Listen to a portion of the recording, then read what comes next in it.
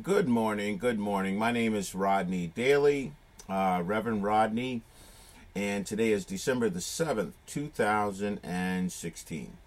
And I will be coming on with a number of shows like this. Gang Peace to Street Peace is the name of the show, to share information that hopefully will help someone. And I'm not using Periscope or the live Facebook video opportunity yet. I will be. But if you see this show and it's helpful to you, you can still click like or, show that you were able to hear it. You may not be able to actively interact at the time. So the name of my book, I have a new book. It's called Gang Peace to Street Peace, The Untold Story. And this book can be found on Amazon, Barnes & Noble. Behind me you see some shirts, and on me you see a Gang Peace shirt. I believe there's got to be at least 20 or 30,000 of these shirts out there somewhere. And Prayer Changes Things is a t-shirt and sweatshirt as part of my apparel line. I have a apparel line called streetpeaceapparel.com. We did some test runs of these shirts to see how well they would produce, sell, market, and they did well. We sold out. Right now we need inventory and we need partners. So my phone number is 617-543-2248. We know the product sells. It sells madly, but I'm looking to get the shirts inside of mainstream. So that means Walmart's or Target, or wherever it can go, so that people can get a hold of it and wear it. So you see someone wearing a shirt that says Gang Peace, is going to put that on your mind. It's going to be like, what does that mean? What is that? Gang Peace. Yes. Oh, yeah, we do. We need peace amongst gangs and a lot of people. And then Prayer Changes Things, the shirt behind me, clearly putting prayer on the minds of those that see it wherever they go. We know that visual messaging is needed. So today I am going to be reading part of my book from a chapter called Stop and Frisk. Stop and Frisk and Its Origins. Once again, the name of the book is Gang Peace to Street Peace, The Untold Story. You can find it on Amazon, Barnes & Noble. It's there, and it's knowledgeable and it's helpful. We are dealing with so many things right now, and it's very important that we wake up. I love this song. These guys,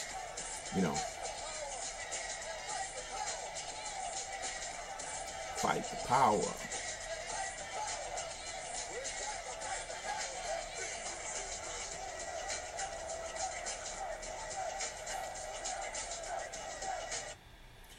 Now, fighting the power can mean very different things. For some, it could mean violence. For others, it could mean political arms and politicians being able to change policies and make those policies equal, so that policies like were written for black people and the Jim Crow laws and laws that prevented black people from advancing are reversed. Sort of like we have a new president coming online. He's going to be the president, Trump. And, we're praying for him because we want the Lord to guide him, not him guide himself. And in the process of guiding him, he will guide the people around him, and those people will be able to do right by everybody and not just some people. So Stop and Frisk is one of the initiatives that he wants to bring back. I understand what he's trying to do. I did a program called Gang Peace for 20 years. I understand the violence in communities, but I also understand that there are 4 classes of community. We have the high class, which is where he lives, of course. He's a billionaire. Then we have the middle class. which is where a lot of people are concerned about those middle class people in America. Then we have the lower class. The lower class is struggling, and a lot of middle class are becoming lower class. But then we have a class that no one talks about, but it is a written economic class. I like Professor Julius Wilson from Harvard because he's an economist, and he began to describe and discuss the underclass. The underclass.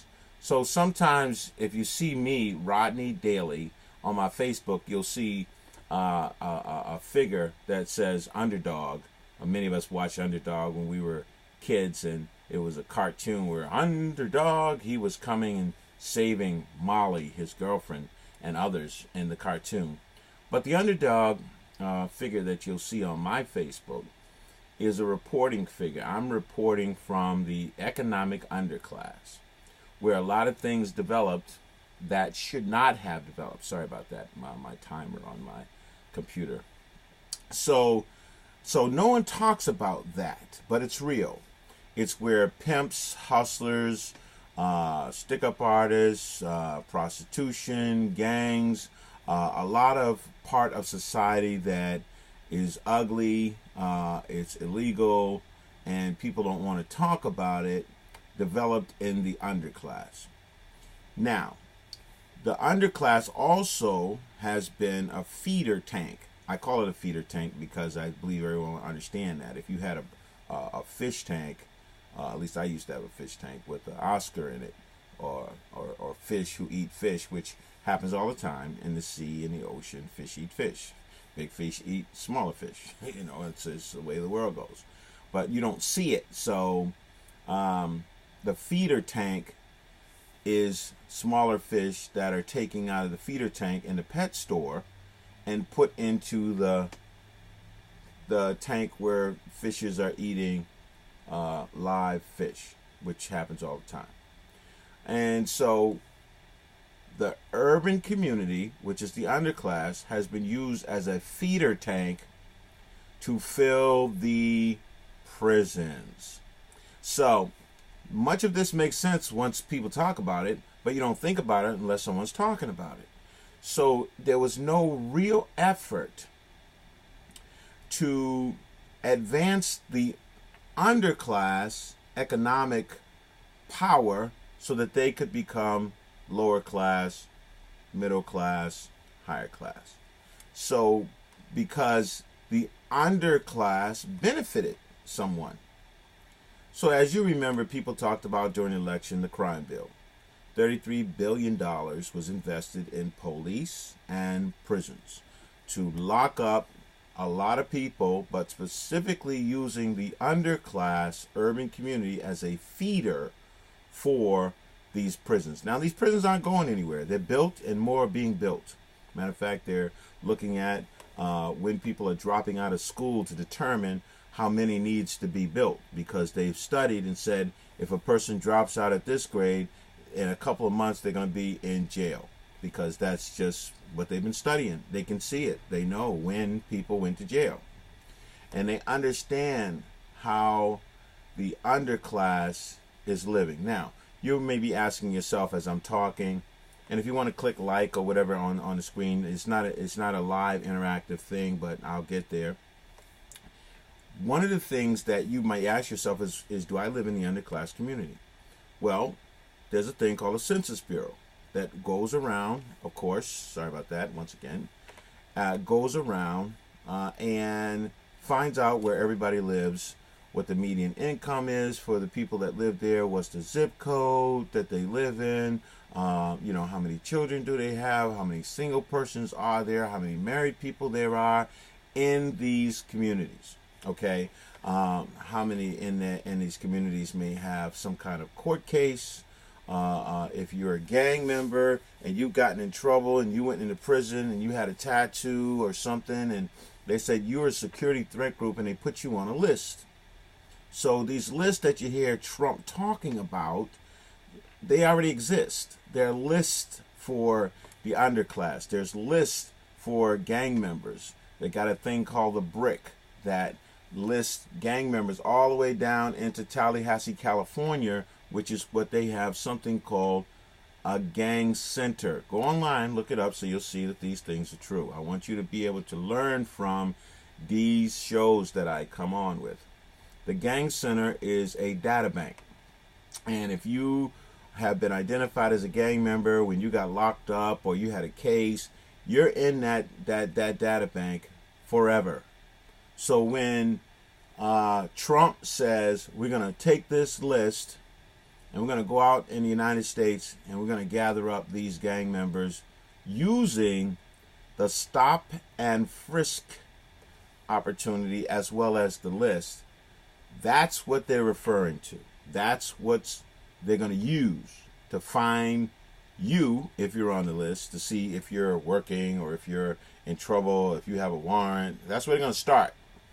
And then they have this other list of people that they consider illegal people in the United States, which they're going to go there.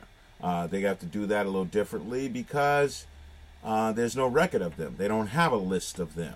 So they have a list of who might be their relatives that they're going to harass to find them. So it's going to be crazy. It's going to be crazy.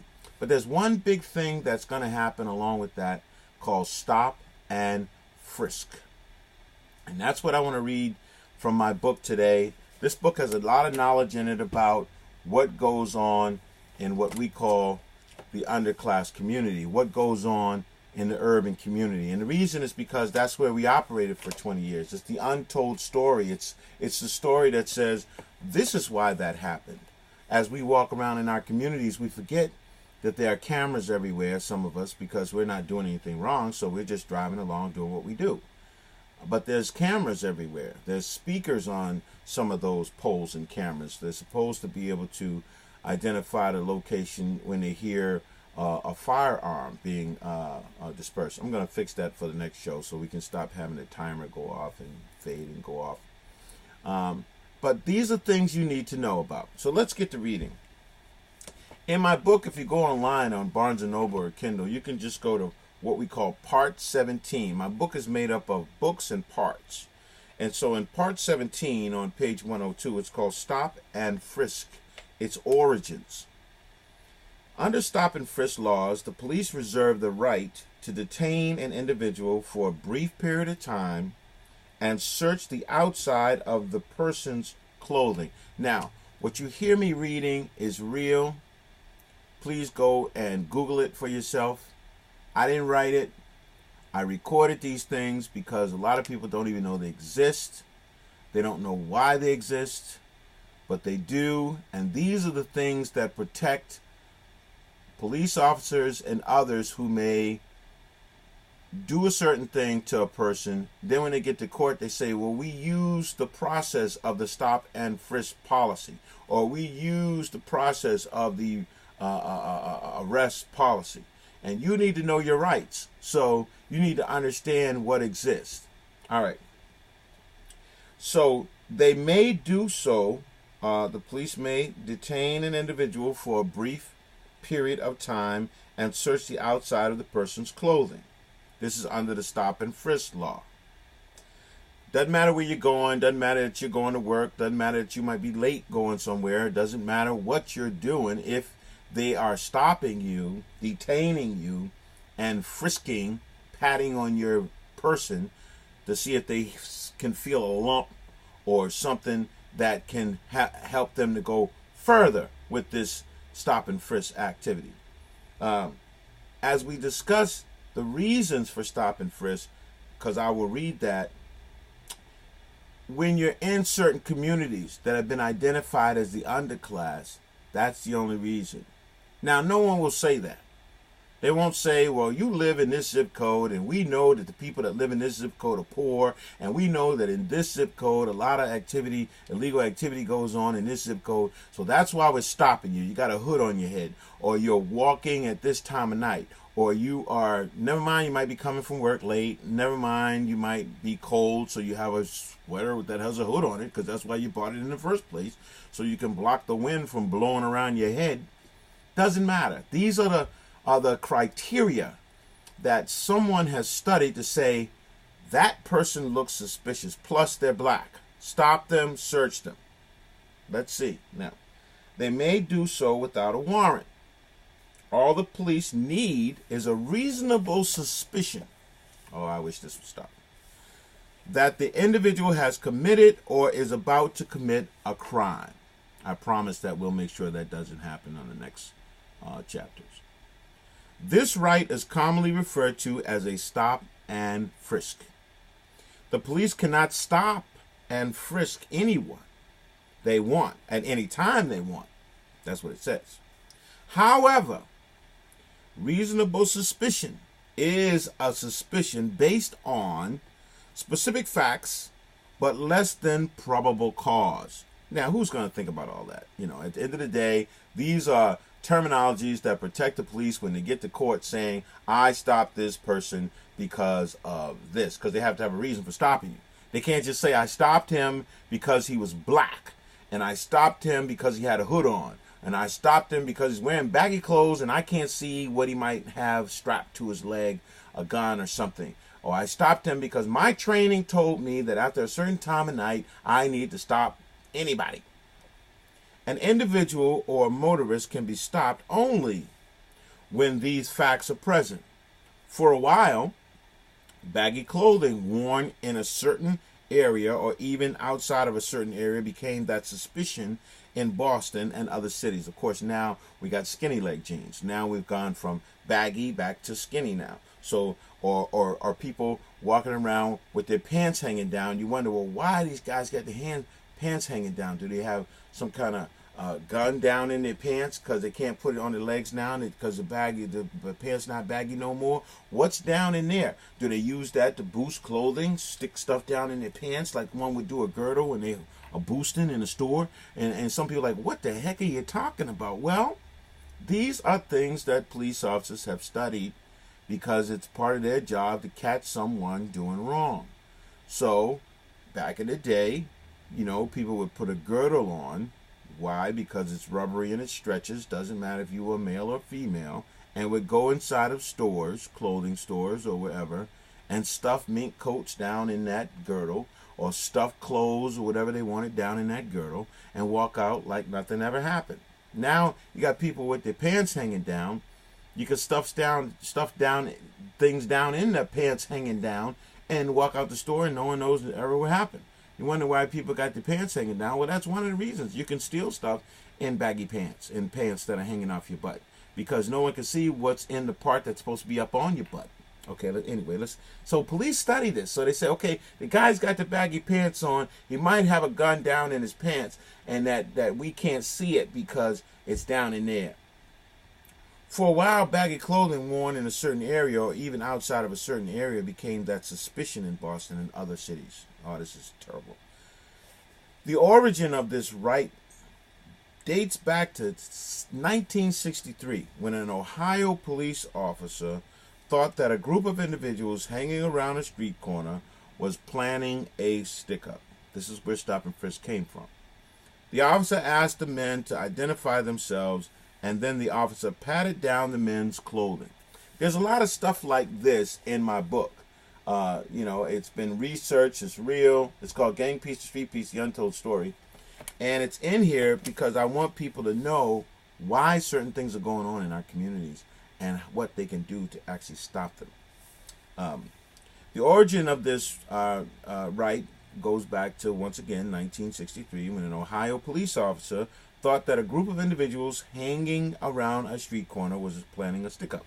The officer asked the men to identify themselves, you know, which officers do. And then the officer patted down the men's clothing.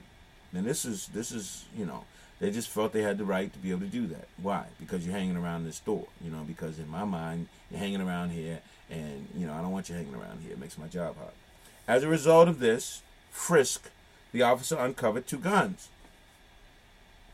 Later, one of the men who was convicted of carrying a concealed weapon filed an appeal with the U.S. Supreme Court in a case that became known as Terry versus Ohio.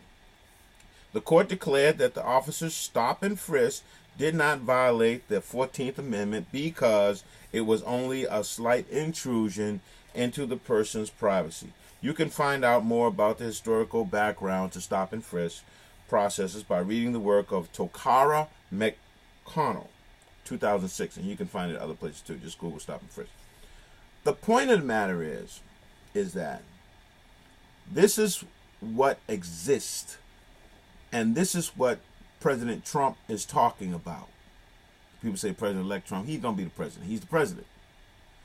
And he's talking about implementing stop and frisk throughout communities across the country. That means if you live in an urban community, that's your community as well.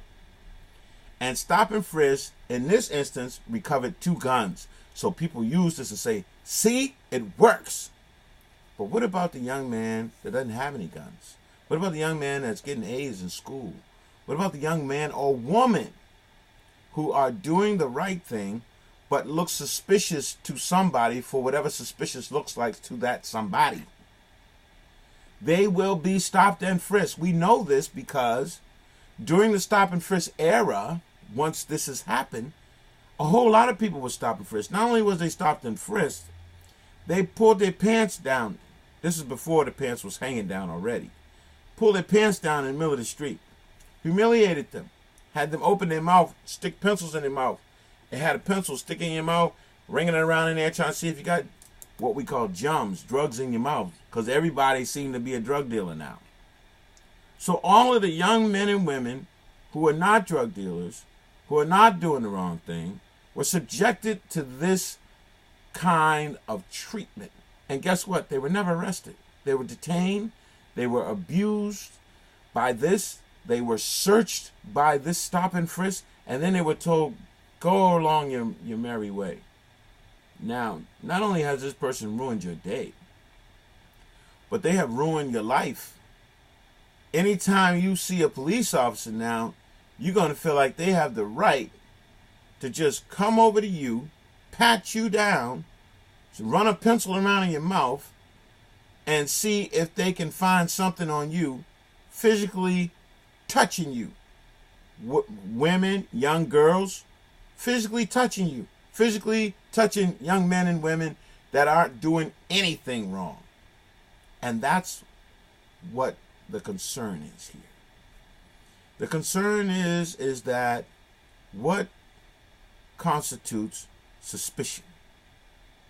Am I suspicious because I'm black? Am I suspicious because I live in a certain zip code? Am I suspicious because my friends are people I grew up with who some may be doing wrong, so now I am under suspicion by you? What is the training around stop and frisk? Nobody knows but the people being trained. So as we move forward, we must know that on January 20th, 2017, when President Trump is sworn into office and begins to sign certain bills saying, these are active now, do this. Stop and frisk is one of them. In addition to that, you know, you've been listening to the news, so you know that there's an all-out, initiative to find illegal people and get them out of the country, or what have you. Big, complicated thing, but it's going to be a mess. But I want you to know your rights, because I don't want you to get caught up in this situation, and I don't want you to be abused by this situation, which some of you will be. Especially if you are in a group that one has identified as a gang. Now, I'd like to see everybody that was gang banging or was in a gang situation, whether they identify themselves that way or not, be able to change their lives. Go and get a job. Oh, this has got to stop. Next time we're going to make sure that this thing does not fade out on me every 5 minutes. But I want you to be able to flip the script, change your life. And one of the ways that you begin to do that is to stop right now and say, look, I can't keep doing this things the same way I've been doing, because I will find myself occupying one of the seats in the prison. Now, here's the thing about the prison. Prisons aren't going anywhere. And when the prisons are built in states they have an agreement with the state, because prisons don't go out and arrest people and bring them into the prison. That's not their job. Their job is to hold them in the jail and in the prison once they get there. But if the seats are empty in the prison, which right now for a lot of the adult prisons is costing $40,000 a year per bed in the prison, that prison sues the state for the empty beds, because the promise is that you would keep these prisons full. And so they're going to get paid anyway. And the money they suing the state for is taxpayers' dollars. Just like right now, our president-to-be is getting $1 million a day to live at home. Now, I know that don't make no sense to some of y'all. Maybe the first time you ever heard of it. But in Trump Tower, the United States government has rented an entire floor to secure him. And they rented the floor from Trump Towers. And who owns Trump Towers? Trump. So that's $7 million a week that he's making to stay at home. Crazy. But it is what it is. And how do you change something like that? That's the big question. So when things happen like that in our communities, like Stop and Frisk, you wonder, how can we change this moving train? Well, that's the big $1 million question. These types of procedures were developed with legislation supporting them, the Stop and Frisk, and specifically designed for a targeted population in various communities, which I talked to you about, the Census Bureau and your zip code. This has always been the case when we look into the history of Jim Crow laws, including Jim Crow Senior in the South and Jim Crow Junior in the North. You have to look it up so you can know what I'm talking about. And rules for brown and black people. More recently, Stop and Frisk in the 21st century involves frequent stops and harassment of drivers and pedestrians for minor violations and heavy police interrogations of youth wearing hip-hop or gang gear, besides manipulation by the police and the courts and the justice system in the issuance of fines to raise revenue. It's all about money. Even the prison's all about money.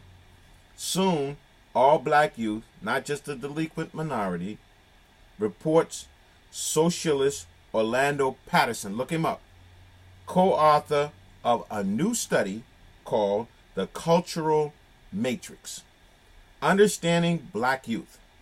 So you understand, this is my new book, Gang Peace to Street Peace, The Untold Story. But it's not just about gangs. It's about the underclass. We created Gang Peace to help individuals living in the underclass to be able to have a ladder to get up out of the underclass, at least into the lower class or middle class. But the problem is, when you have programs that are effectively working on this issue, their funding dries up. Why? For a couple of reasons. One, some of the funders may look and say, listen, this problem is so big. It's a good thing that program's doing. But the problem is so big until it's like throwing, you probably heard the story about a starfish being thrown back into the water, but there's millions of starfish up on the bank of the beach. So we saved this one starfish and we threw him back in the water. The rest of them didn't get any water and they may have died. Well, we have a saying, each one teach one, and one saved is better than none. Yeah, that's true. But the funding source says this program is working unless they replicate it, unless they grow it big enough, it will not do what we hoped. It will not eradicate gang violence in communities. It will not get rid of this issue so that we can walk down the street safely and not be subjected to some war going on between people or groups that we call gangs. But so many programs, they're discouraged and they don't get the funding anymore, and the funders like, this is working for a small group of people, but this isn't working. And you wonder, why hasn't the United States put forth a full initiative to actually help change the situation with an organization that might say, the Department of Peace, or the Department of, helping change this situation, whatever they want to call it. Because this situation is a feeder tank for prison. We have to change it. That's what we have to do. So, Understanding Black Youth, the Cultural Matrix. The author is Orlando Patterson. We're being profiled as criminals. All ghetto residents were being viewed and treated with disrespect, and increasingly police tactics relied on the use of violence as a first resort. This is in that book. Critics, meanwhile, were outraged and vocal. Our journalism headline from May 2015 noted, UN issues scathing assessment of U.S. human rights record. Some observers deplored the unconstitutionality of such tactics, viewing the issue as one of constitutional rights, one that violates the constitutional rights. We're still talking about stop and frisk. This is just the truth, which demands that we must understand clearly how we got to where we are, if we are going to try and fix this ugly problem of gang violence, of urban community stop and frisk tactics. I'm going to stop there. I'll be back another day with some additional information. You can get this book, Gang Peace to Street Peace, The Untold Story, which has a lot of untold stories in it. They're not just stories. They help you to understand why the conditions are the way they are. The same way it's important to try and get our young people to watch this show that's coming on called America After MLK. A lot of people don't want to watch it. They say, oh, it makes them mad. But you need to understand what the elements were that still exist. The Kerner's Report, which many people never even heard of. The Kerner's Report 40 years later. A lot of the things that we thought changed are still the same. So how do we change it? This information is needed for our new politicians, our new program designers, our new social service workers, our new and young and up-and-coming lawyers for public defenders, and people who could take this information and say, hey, I never knew that, or I need to go and investigate that further. I need to understand, well, this is why this is. And if we understand why something is, if we understand why the urban community is a feeder tank for the prison, then we can begin to do the things to allow for the urban community, which is the feeder tank, to change. The subculture of our community helps to breed delinquent youth. Well, what do? We help less teen pregnancy. We help less people drop out of school. Right now, the numbers were 7,000 a day dropout rate in America. And I believe it's gone down a little bit, but not much. 7,000 a day, that's 35,000 dropouts a week. We're talking about low-skilled labor. That's individuals who don't have, or should they call them uneducated people, because they didn't have the skills that they would gain through education to do a specific job. You can't be a lawyer unless you've been trained to do a lawyer. You can't be, a pilot unless you've been trained to be a pilot. So you don't have a specific skill. And so these factories and manufacturing jobs provided an opportunity for everybody to go to work. But of course, we all know they went overseas. And the idea is that Trump is supposed to bring some of them back. But for who? See you soon.